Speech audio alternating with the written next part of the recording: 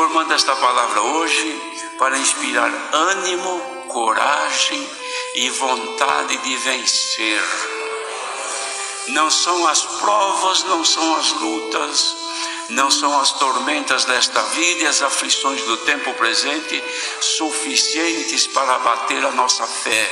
Porque seus antigos irmãos perseveraram na fé, esperando, e morreram esperando sem ter alcançado. Ora, irmãos, Abraão viu esses dias, mas ele não alcançou, mas ele morreu na esperança. Exemplo de fé. E nós muitas vezes, irmãos, o Senhor promete alguma coisa, hoje e amanhã nós já começamos a esperar, já ficamos insistindo na cobrança, queremos que o Senhor já resolva o nosso problema de imediato, porque nós não nos conformamos com esta coisa que nos molesta. Mas agora vamos considerar, irmãos, que tudo isto contribui para que nós nos acheguemos a Deus.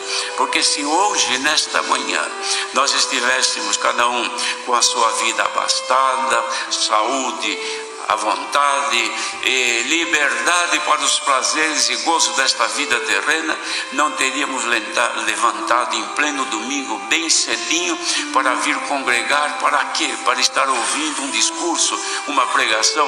Não, isto aconteceu porque em nós existe uma força maior, em nós existe a vida eterna, que ela não quer sair de nós, irmãos. Nós, por displicência, às vezes até queremos excluí-la de nós. Quantas vezes que a gente acha que o caminho é muito apertado, acha que a doutrina é pesada, acha tanta coisa que nos parece pesado demais. Então o Senhor Jesus estava fazendo um discurso, irmãos, e ele, no calor daquela pregação que ele fazia, as pessoas abaixavam a cabeça e saíam um atrás do outro, ia embora. Ele foi percebendo, mas ele não disse nada. Aí depois chega um dos discípulos que tinha mais liberdade. Senhor, dura esse discurso aí, eis que todos que estavam aí se foram. Então ele pensava, quem sabe o Senhor vai dar uma amenizada nesse discurso e alargar um pouquinho, porque está muito apertado. E Jesus disse, não quereis vós também ir? Aí Pedro falou, Senhor, mas para onde que nós iremos? Tu tens as palavras de vida eterna, e nós temos crido que tu és o Filho de Deus. Então quem está aqui hoje, quem está ouvindo esta palavra, em quem havemos crido? Quem é que nos sustentou até hoje? Quem é que nos chamou a esta graça? Quem é que nos deu comunhão em linha direta com Deus? Porventura não é o Espírito de Deus que foi colocado e habita dentro de nós, e que inspira dentro de nós esta vida que já é a vida eterna? Porque quem perde esta vida eterna, irmãos, já fica guardado para a segunda morte, e a segunda morte não tem mais o que fazer.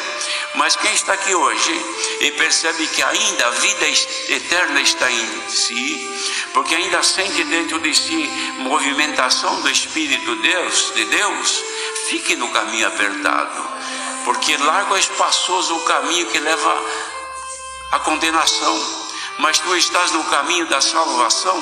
Prova e veja que este caminho traz consolo para a tua alma, porque o caminho do mundo, irmãos, traz alegria para a carne, mas o caminho de Jesus Cristo, que é o caminho, a verdade e a vida, traz para nós conforto, consolação. Então se recomenda perseverança no meio das tentações e das aflições. Perseveremos, porque entre a perseverança e os sofrimentos que nós temos nesta vida terrena, por estarmos na graça, tem a consolação do Espírito Santo que o mundo não conhece.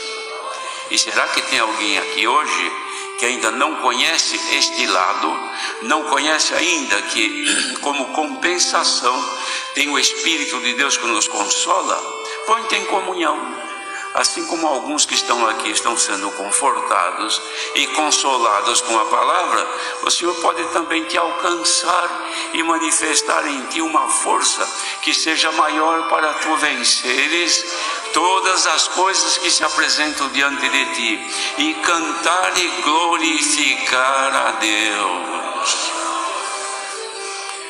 Então, irmãos, quando o apóstolo escreveu isso, ele falou da correção, que ninguém gosta muito, mas é para nosso bem. Por quê?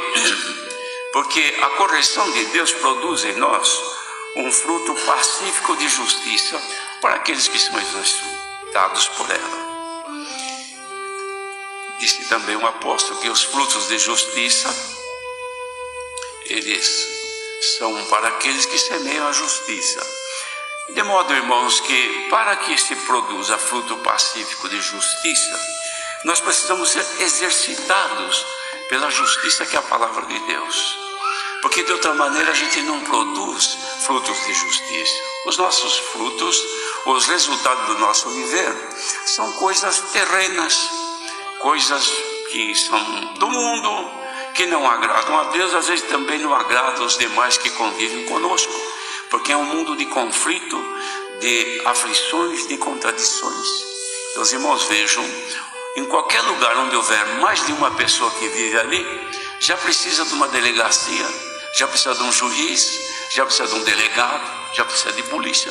Se viverem somente dois num lugar, porque vão ter conflito. Imagine uma multidão, quanto conflito tem neste mundo. Tem quase que mais polícia do que tantas pessoas. Por quê? Porque precisa policiar para que o povo tenha um pouco de paz. Porque se não tem paz, pela paz que poderiam produzir, deverão ter paz pela força de lei. E é assim que é o mundo. E Deus deixou desse jeito para controlar um pouco esta humanidade. Porque de outra maneira, como já se vê hoje, é uma agressão violenta de pessoas que se autodestroem, guerras, rumores de guerras, mortandades e assim por diante. Então precisa ter um controle. Só que quem é filho de Deus, onde habita o Espírito Santo, não precisa de polícia, não precisa de juiz, não precisa de delegado, não precisa de arma. Por quê? Porque dentro de si está o Espírito de Deus que produz fruto pacífico. Quem é fiel a Deus não produz fruto de guerra, de contenda, de enguiços por aí, entre famílias, entre povos. Por quê? Porque os seus frutos são de paz. Recebamos nesta manhã a paz que governa o nosso coração e os nossos sentimentos em Jesus Cristo, e vamos produzir frutos pacíficos de justiça para os que são exercitados por ela. Então dizia, portanto, tornai a levantar as mãos cansadas e os joelhos desconjuntados, e fazei veredas direitas para os vossos pés, porque aquele que estava mancando não se desvia inteiramente, antes seja sarado. Sarado é curado. Então vemos aqui, irmãos, nós que estávamos enfermos, tanto o servo de Deus que estava com aquela enfermidade tão grave, quanto que ele relutou para ser sarado. E a sua carne, eu também, quanto que eu esperava ser sarado na minha carne. Mas a carne sarada, ou a carne doente, um dia termina o seu tempo aqui na terra. Mas aqui, em espírito, irmãos, não pode terminar, porque o que está dentro de nós é eterno. Então, não pode também ficar doente. Então, o Senhor, por esta palavra, manda a sanidade, manda a saúde, para quem está aos poucos se desviando e mancando, que não manqueje mais, mas seja sarado. Procure seguir a paz com todos e a santificação, porque sem santificação ninguém vai ver a Deus. Tenha cuidado que ninguém se prive da graça de Deus. Privar, irmãos, é isolar. É um sujeito que está livre por aí andando, de repente é preso e é colocado numa cadeia, ele está privado da sua liberdade. Ele não vai mais onde quer, porque alguém o prendeu. Então não prendamos a ninguém, cada um seja livre para servir a Deus. Se Deus está habitando dentro de ti em espírito, saiba que há liberdade de servir a Deus. Tem liberdade de cantar, de glorificar a Deus, de falar com Deus e de ouvir a palavra de Deus. E o Senhor, então, irmãos, para que não tenhamos mais tempo ocupado nesta pregação, recomenda para nós saúde e que não manquejamos mais. E vamos fazer vereda direita. Que o Senhor nos tome nesta manhã, irmãos, para caminharmos direitamente. E quem assim fizer, aflições, tribulações deste tempo presente não são para comparar com a glória que em nós há de ser revelada. Está sofrendo, padecendo opressões, tristezas e angústias e uma expectativa de tantas coisas más que parece que vão se levantar na tua vida.